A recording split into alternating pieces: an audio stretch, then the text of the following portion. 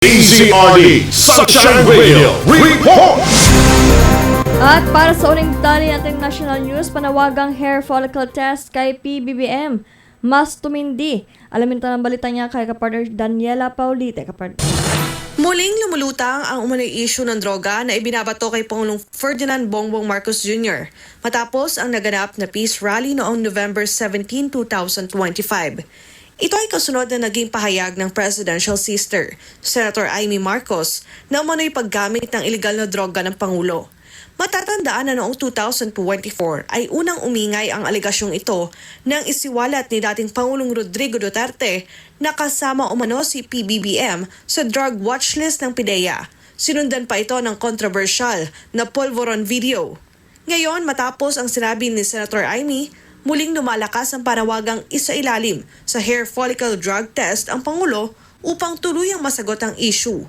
Para naman kay dating Executive Secretary Attorney Vic Rodriguez, isa lang ang paraan upang malinawan ng publiko hinggil sa naturang alegasyon.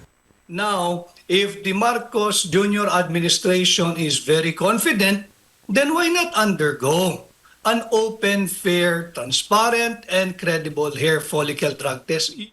Sang-ayon din si retired General Virgilio Garcia na iginiit na may obligasyon ng Pangulo na ipabatid sa publiko ang tunay na kalagayan ng kanyang kalusugan kung may isyung may kinalaman sa mental capacity nito na gampanan ng tungkulin. Under the Constitution, the President must comply with yung kanyang obligation of informing the people of his true mental condition because of prolonged use of drug.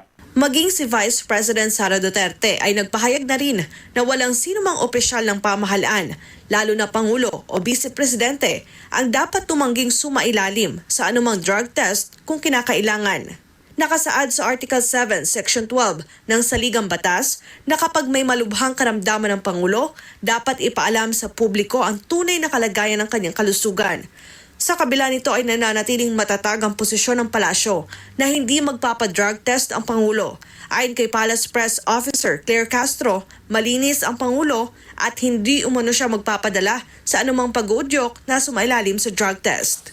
Para sa Diyos at sa Pilipinas, kung mahal, Daniela Paulite, SMNI News.